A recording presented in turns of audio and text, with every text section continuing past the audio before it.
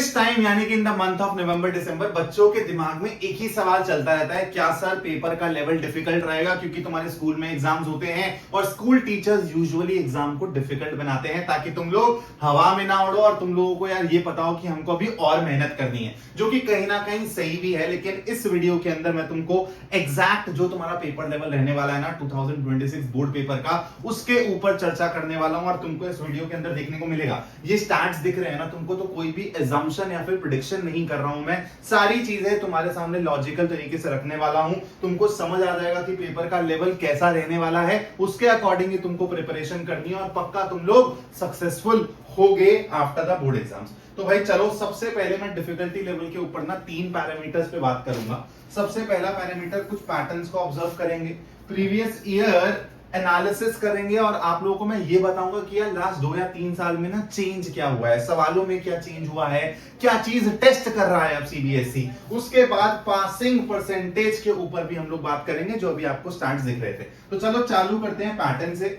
Patterns क्या कह रहे हैं भाई, 2024 का बोर्ड का पेपर देखा हमने तो वो 2023 से थोड़ा सा इंक्रीज्ड डिफिकल्टी लेवल का था, लेकिन still the paper was doable. किसी बच्चे ने 4 से 5 महीना भी अच्छे से एफर्ट मारा है, अपने मेन सब्जेक्ट्स पे काम किया है, तो बच्चा 85-90% इजीली ला सकता था। लेकिन गेम चेंजर था 2025, जो हम सबके सब प्रिडिक्ट भी कर रहे थे, क्योंकि भाई सीबीएसई का एकदम ना दिमाग अब घुमा हुआ है। सीबीएसई पूरे सिस्टम को बदलना चाह रही है, इसलिए आप लोगों का जो भी अटेंडेंस वाला क्राइटेरिया है उस पे भी स्ट्रिक्ट गाइडलाइंस आ रही हैं। स्कूल्स में भी रेगुलर इंस्पेक्शन हो रही है कि भाई अगर स्कूल की अथॉरिटीज ढंग से काम नहीं कर रही है तो सीबीएसई उन पे एक्शंस ले रही है। बीच में तुमने सुना था डमी स्कूल्स को लेकर भी एक्शन लिए गए थे। तो सीबीएसई का एक ओवरऑल तेवर चेंज हो रखा था और वही हमको 2025 के बोर्ड के पेपर में देखने को मिला। साइंस स्ट्रीम के स्टूडेंट्स की अगर मैं बात करूं दोस्तों, चाहे वो फिजिक्स का पेपर हो चाहे वो मैथ्स का पेपर हो, अच्छे लेवल का पेपर आया था। जिस बच्चे ने अच्छे से 7 से 8 महीने एटलीस्ट मेहनत करी होगी,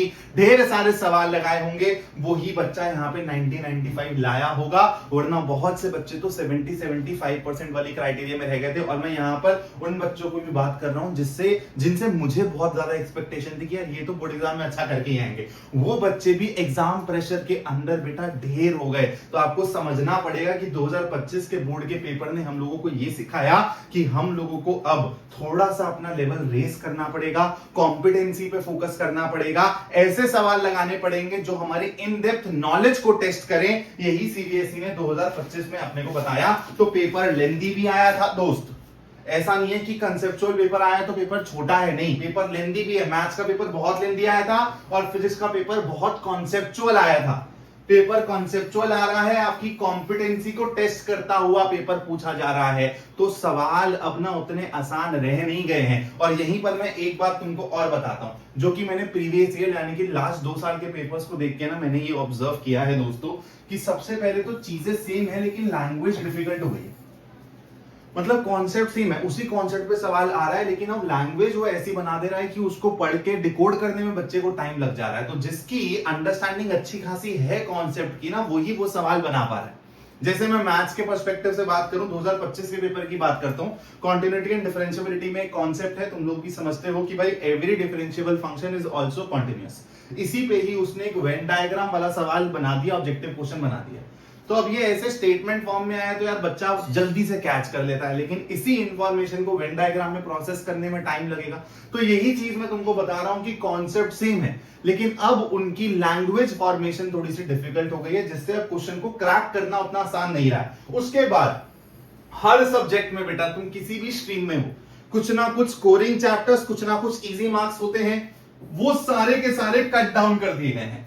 चाहे तुम मैथ्स पकड़ लो, चाहे तुम फिजिक्स पकड़ लो, चाहे तुम केमिस्ट्री पकड़ लो, जो तुम्हारे इजी स्कोरिंग चैप्टर्स थे उनको भी थोड़ा सा लेवल अप कर दिया गया है। वहां से भी न्यूमेरिकल ज्यादा पूछे जा रहे हैं। ऐसे अब definition based, direct formula based सवालों की संख्या बहुत कम हो गई है। उसके साथ साथ पेपर कॉम्पिटेंसी और न्यूमेरिकल एप्टीट्यूड को चेक कर रहे हैं। अगर अब तुम ऐसे सवाल नहीं बनाओगे ना जो तुम्हारी ट्रू सेंस में कॉम्पिटेंसी चेक कर रहे हो, न्यूमेरिकल एप्टीट्यूड चेक कर रहे हो, तो तुम अपने आप को बोर्ड एग्जाम के लिए ढंग से तैयार नहीं कर रहे हो। इसलिए मैं तुमको बार बार ही हर वीडियो में बोलता हूं, पीवाईक्यूज पे, लास्ट 3 साल के पीवाईक्यूज पे बहुत ज्यादा फोकस करो। हर एक सवाल को बढ़िया तरीके से निचोड़ दो और हर एक सवाल के अराउंड जो भी वेरिएशन बन सकती है, जो तुमको एक अच्छे सैंपल पेपर में मिलेगी, तो तुम लोगों का एक अच्छा सैंपल पेपर करना भी बहुत जरूरी है। मैं इस पे थोड़ा सा इलैबोरेट कर देता हूं, क्योंकि सैंपल पेपर्स में बहुत कंफ्यूजन रहती है और अगर तुमने गलत सैंपल पेपर चूज कर लिया ना, तो तुम्हारी प्रिपरेशन की ऐसी तैसी हो जाएगी। तुम समझना, मार्केट में तुमको बहुत सैंपल पेपर्स मिलेंगे दोस्त, ठीक है, बहुत सैंपल पेपर्स मिलेंगे, लेकिन होता क्या है, जैसे मान लो मैंने एक 15 सैंपल पेपर की बुक चूज कर ली, ठीक है, अब होगा क्या, जैसे कोई सा भी चैप्टर है, जैसे मैं मैथ्स में ले लेता हूं, मान लो 3D ज्योमेट्री कोई चैप्टर है, 3D ज्योमेट्री में ना कुछ 8 या 9 टाइप के सवाल हैं, वेरिएशंस के सवाल हैं, जो लास्ट 3 साल में सीबीएसई ने बहुत ज्यादा पूछे हैं। तो इस सैंपल पेपर में क्या होगा, इन्हीं 8 या 9 वेरिएशन में से ना क्या करेंगे, 3 या 4 सवाल उठा लेंगे और इसी को ही 15 सैंपल पेपर के अंदर घुमाते रहेंगे। तो यहां पर आपको समझना पड़ेगा कि बच्चा हर वेरिएशन की क्वेश्चन प्रैक्टिस नहीं कर रहा है, लेकिन फिर आते हैं कुछ ऐसे सैंपल पेपर जो मैं आपको रेकमेंड भी कर दूंगा अभी, अगर आप चाहोगे तो। आप लोगों को ऐसा सैंपल पेपर लेना है दोस्त, जहां पर ये 9-10 जो भी वेरिएशन है सवालों की, ये सारी की सारी वेरिएशन आपको इन सैंपल पेपर्स में करने को मिले, ताकि आप हर वेरिएशन से एक्सपोज हो रहे हो। आपको ऐसा ही सैंपल पेपर लेना है जिसका पेपर लेवल, जिसका क्वेश्चन लेवल जब आप प्रैक्टिस करो तो और बोर्ड एग्जाम में बैठो तो आपको समझ आए कि यार हाँ 90% 95% मेरे पेपर के लेवल को मैच कर रहा है। तो आपको ऐसे सैंपल पेपर को एकदम ही रिजेक्ट कर लेना है। This is the choice that you have to make. Last year मेरे जो भी स्टूडेंट्स थे उनको मैंने स्कोर मोड सजेस्ट करी थी, आपको भी मैं स्कोर मोड सजेस्ट कर रहा हूं। 15 सैंपल पेपर्स आते हैं एंड हर सैंपल पेपर में आपको अलग अलग वेरिएशन के सवाल देखने को मिलेंगे from the same chapters. That means आपके मेजॉरिटी ऑफ वेरिएशंस प्रैक्टिस कर पाओगे आप सवालों के अंदर, और उसके साथ साथ ज्यादा से ज्यादा सवालों को आप अपने आप को एक्सपोज कर पाओगे जो नीड ऑफ द आवर है। तो स्कोर मोड करके सैंपल पेपर आता है, इसका लिंक आपको डिस्क्रिप्शन में मिल जाएगा। इसके साथ साथ पीवाईक्यू बुक भी अगर आपको लेनी है तो चैंपियंस बुक मैंने आप लोगों को बताई हुई है, उसका भी लिंक मैं डिस्क्रिप्शन में डाल दूंगा। चलो भाई आगे चलते हैं थोड़ा सा। अब मैं तुमको बताता हूं, यहां से तुमको ना सारी पिक्चर क्लियर हो जाएगी, एकदम समरी तुम्हारे दिमाग में बैठ जाएगी कि बच्चे कितने पास हुए हैं, एक बार देखते हैं, ठीक है, और बच्चों का स्कोर क्या रहा है ये भी देखते हैं। 2024 की बात करूं, 90% या फिर उससे ऊपर जो बच्चे स्कोर कर पाए हैं अपने ओवरऑल, वो सिर्फ और सिर्फ 7.16% थे। मतलब 100 में से 93 स्टूडेंट्स 90% के नीचे थे। तुम समझ पा रहे हो स्टैट्स को? और 95% से ऊपर सिर्फ और सिर्फ 1.5% बच्चा था, 1.5 से भी कम। यानी कि हर 100 में से तकरीबन सिर्फ एक बच्चा ही 95% से ऊपर लेकर आ पाया है। ये स्टैट्स देख के तुमको समझ आ रहा होगा कि 95% ना मजाक नहीं है लाना, 90% भी मजाक नहीं है अब लाना। 2024 में था ये, अब तुम 2025 का स्टार्ट देखो, यहां से तुमको समझ आएगा कि पेपर का लेवल डिफिकल्ट हुआ है।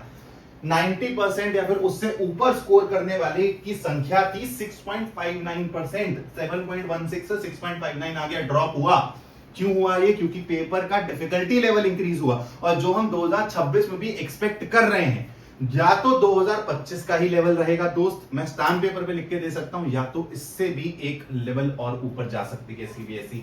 ग्रेटर देन 95% वाले स्टूडेंट्स देखो, तो तुमको समझ आ रहा होगा सर कि 95% से ऊपर वाले जो बच्चे हैं ना, उनका काउंट कम नहीं हुआ है। यहां से तुम एक और चीज ऑब्जर्व कर सकते हो, जो बच्चा स्टार्टिंग से मेहनत कर रहा है ना, जो बच्चा अच्छा है, जिसके कॉन्सेप्ट्स अच्छे हैं, वो इन सब चीजों से ना एकदम ऊपर उठ जाता है कि पेपर का लेवल इजी रहेगा, डिफिकल्ट रहेगा, जो भी रहेगा उस बच्चे का अच्छा परफॉर्म करना तय है। यही तुमको 95% वाला स्टार्ट दिखा रहा है। तो तुमको अपने आप को इसी कैटेगरी में डालना है कि बढ़िया तरीके से तुम क्वेश्चन प्रैक्टिस करो, थ्योरी को अच्छे से ग्रास्प करो, तो तुमको टेंशन नहीं रहेगी पेपर का लेवल क्या है। क्योंकि जब तुम मेजॉरिटी ऑफ सवाल लगा लोगे यार, तो वही तो सवाल तुम्हारे बोर्ड एग्जाम में आएंगे, कोई नया सवाल तो नहीं बना देगा कोई।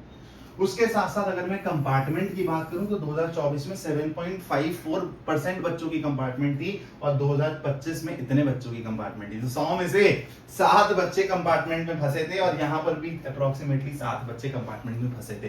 तो यहां से तुमको एक ओवरऑल आइडिया लग गया होगा दोस्त कि तुम लोगों को अब ना वैरायटी ऑफ क्वेश्चंस प्रैक्टिस करने पे फोकस करना है।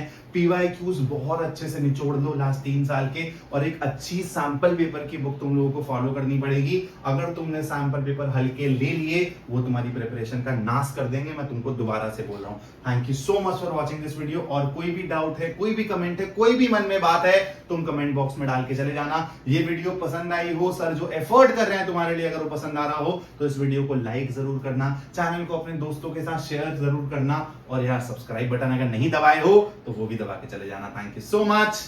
जय हिंद दोस्तों।